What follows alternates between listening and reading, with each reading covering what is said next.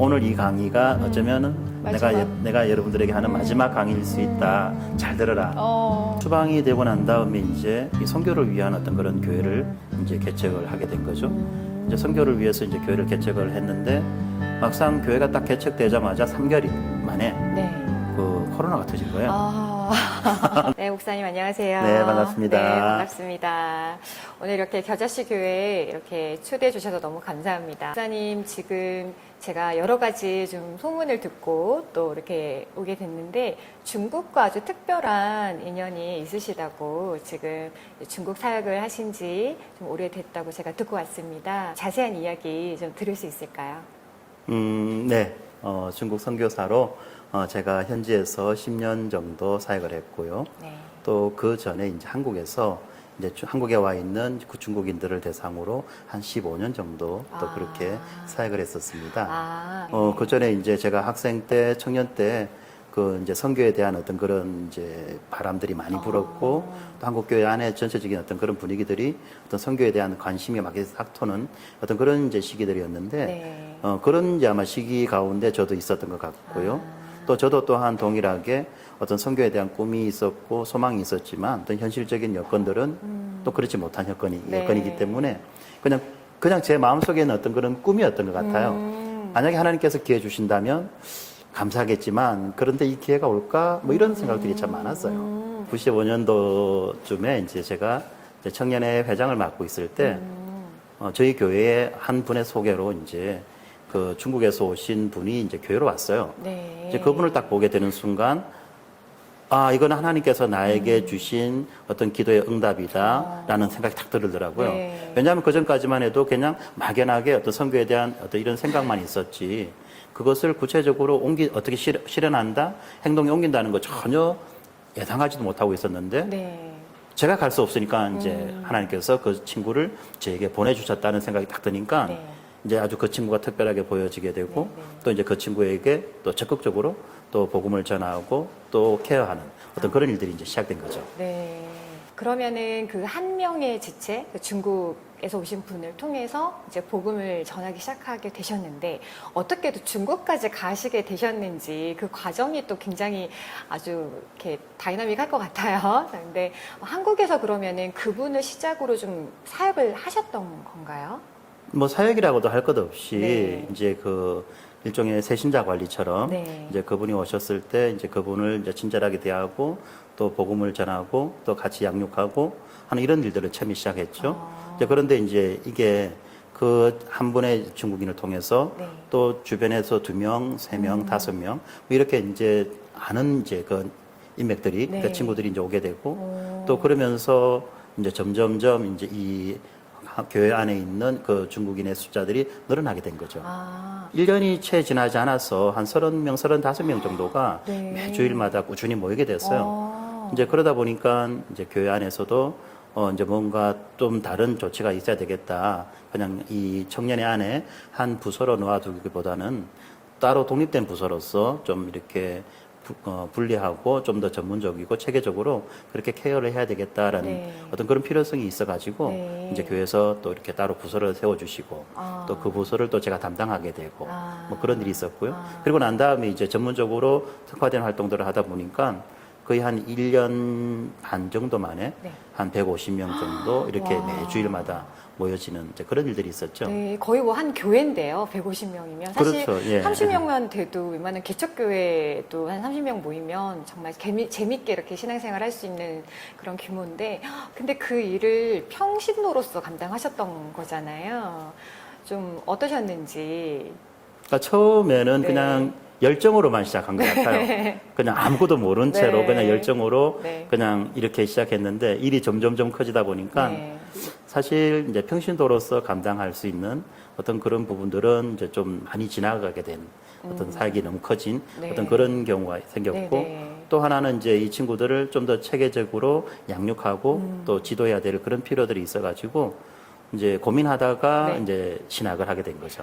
그렇게 신학교를 가시게 되셨군요. 이제 월요일에는 이제 학교로 가고 네. 또 주말에 금요일 내려와가지고 네. 주말에는 사역을 이제 계속 하고 뿐만 아니라 이제 방학 때는 네. 또 한국에서 이제 예수를 믿고 네. 고향으로 돌아간 친구들, 네. 이제 그 친구들을 또 일일이 찾아다니면서 또 다시 케어하는 또 그런 일들을 또 했었죠. 와, 네, 목사님 그 방학 때마다 중국을 이렇게 가셨다고 하셨는데 중국에서 어떤 사역들을 좀 하셨고 그리고 또 아까 한국에서 사역을 하시고 또 중국 선교사로 또 가셨다 이 얘기를 하셨는데 중국 이야기 좀 한번 들어볼까요? 네. 방학 때마다 이제 중국에 가서는 이제 한국에서 이제 그 신앙생활을 하고 중국으로 네. 돌아간 지체들, 네. 그 지체들을 이제 주로 만나봤죠. 만나봤는데 이제 이 지체들이 한국에서는 나름 열심히 신앙생활을 하고 이 예수 그리스도에 대한 그 믿음의 고백이 있었고 네. 했지만 막상 중국으로 돌아갔을 때 전혀 다른 환경이다 보니까 자기의 고백, 자기의 신앙을 많이 잊어버린 그런 상태가 많이 있었어요. 네. 그래서 이제 그 친구들을 만나서 다시 한 번 더 격려하고 다시 한 번 더 이렇게 복음을 또 가르쳐 주고 또 믿게 하고 하는 이런 일들을 좀 많이 했었죠. 그럼 목사님이 그 전역을 다 이렇게 다니셨어요? 그렇죠, 이제. 와. 그러니까 워낙 넓은 지역이다 네, 보니까 네. 뭐 갈 때마다 다 그렇게 한 건 아니고 아, 네네. 이제 갈 때마다 이제 한 구역씩 나눠 가지고 이제 그렇게 이제 순회하면서 그렇게 와, 사역을 했었습니다. 네. 그 친구들은 또 굉장히 좀 이렇게 감사하기도 하고 반갑기도 하고 그랬을 것 같아요. 한국에서 이렇게 잘 대해주신 목사님이 또 와주셔서 다시 한번 복음을 알려주고. 근데 방학 때마다 이렇게 가신 거잖아요. 그렇죠. 그때는 이제 학생 신분이었으니까 네. 이제 신대원 방학 때마다 이제 들어가게 이제 되었고요. 네. 그리고 이제 나중에 신대원 졸업하고 난 다음에는 조금 더 이 중국으로 돌아가 있는 지체들, 그 지체들을 좀 더 체계적으로 돌봐야 되겠다 싶어가지고 네. 제가 그냥 아예 중국으로 들어가게 됐죠. 그러면은 신대원을 졸업하시고 아예 중국으로 들어가셔서 얼마 정도 계셨을까요? 중국에 들어가서 10년 있었죠. 추방되기까지 네. 딱 10년 있고 이제 아. 추방되어 나왔습니다. 아, 그때 참 마음이 좀 아프셨을 것 같아요. 그 지체들을 놓고 이렇게 나오는 마음도. 그렇죠. 이제 추방 당한다. 그러니까 언젠가는 한번 올 거다. 사실 이게 어떻게 보면 중국 선교사의 어떤 그런 숙명과 같은 네. 어떤 그런 것인데 이제 언젠가는 나도 추방 당할 수 있다 또는 추방 당한다는 생각을 하고 이제 사역을 했고요. 또 그렇게 또 사역을 하다 보니까 그 10년이라는 시간이었지만 정말 최선을 다했던 것 같아요, 아마. 네. 그러면서도 이제 항상 제가 이제 할 때마다 이제 지체들에게 하는 이야기가 오늘 이 강의가 어쩌면은 마지막. 내가 여러분들에게 하는 마지막 강의일 수 있다. 잘 들어라. 잊지 마라. 항상 네. 그런 이야기를 하면서 그렇게 했던 것 같고 막상 또 그런 일이 터졌을 때 드디어 이제 올 게 왔구나. 이런 생각이 들다 보니까 생각밖에 좀 담담했던 것 같아요. 그러니까 막 되게 이렇게 뭐 보면 멘붕이 오거나 네. 뭐 이렇게 당황하거나 네네. 하는데 그러지 않고 그냥 담담하게 드디어 올 게 왔구나. 그러면 이제 이걸 어떻게 정리하지? 뭐 이런 생각들을 했던 것 같습니다. 추방이 되고 난 다음에 이제 이 선교를 위한 어떤 그런 교회를 이제 개척을 하게 된 거죠. 이제 선교를 위해서 이제 교회를 개척을 했는데 막상 교회가 딱 개척되자마자 3개월 만에 네. 그 코로나가 터진 거예요. 아, 그러다 보니까 이제 사실은 이제 이 교회 멤버들 처음에 개척됐을 때 시작했을 때 멤버들은 그러니까 중국 지체 반, 다음에 이제 한국에서 이제 돕는 스태프들 또 반 요 정도 되었는데 네. 코로나가 터지고 난 다음에 이제 중국 지체들이 뭐 교회를 못 오는 상황이 되었죠. 네. 그리고 이게 뭐 한 달, 두 달, 세 달 끝나는 게 아니라 네. 계속해서 이제 이렇게 반복되어 가면서 그렇죠. 이제 많은 부분들이 이제 와해가 된 거죠. 그러니까 집으로 고향으로 돌아간 지체들도 있고 또 한국에 있어도 또 다른 지방으로 간 지체들도 있고 또 여러 가지 상황들 때문에 네. 또 나오지 못하는 지체들도 있고 뭐 이제 그렇게 하다 보니까 남아 있는 이제 그 지체들은 다 이제 한국 지체들만 남아 있고 이제 그런 상황이 되었습니다. 네. 네, 그런 상황 가운데에서 또 이제 사실은 어쨌든지 교회라고 하는 어떤 그런 게 되다 보니까 어떤 교회로서의 정체성을 잃지 않기 위해서 네. 또 그 안에서 또 교회적 삶을 이야기하고 네. 또 교회적 삶을 또 강조하고 네. 그렇게 했죠. 한국에서 좀 더 하고 싶었던 부분들이 있으실까요? 사실 제가 이제 한국 교회를 보면서 네. 가장 많이 안타까움을 느꼈다라고 하는 그런 부분이 있다면 네.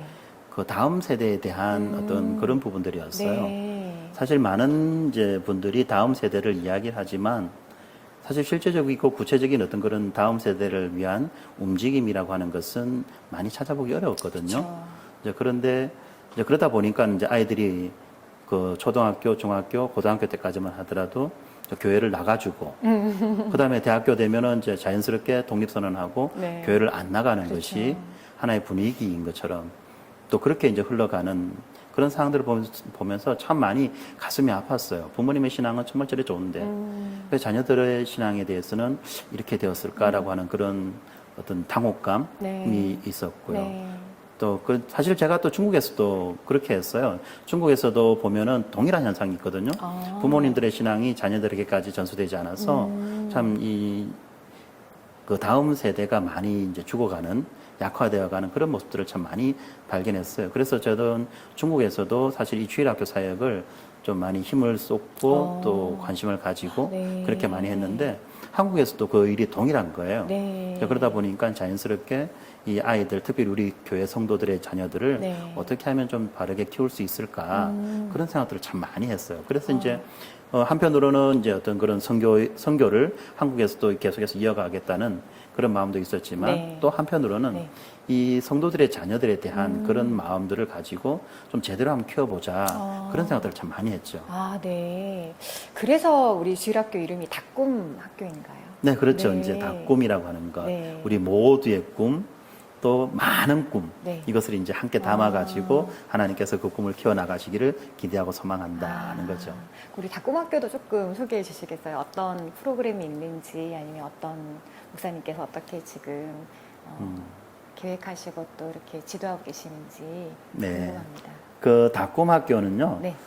크게 이제 두 개로 나뉘어져요. 네. 하나는 이제 가꿈이 있고요. 닭꿈. 예, 가정 닭꿈이라고 해서 아이들이 이제 가꿈이라고 부릅니다. 네. 예, 그리고 이제 주일 닭꿈이라고 해서 죽꿈. 죽꿈. 네. 이름이 다 너무 예뻐요. 닭꿈, 네. 가꿈, 죽꿈. 네. 그렇게 이제 죽꿈이라고 부르면서 이제 하는데, 이제 가꿈은 뭘 하느냐면 부모님이 자녀에게 신앙을 가르치는 거죠.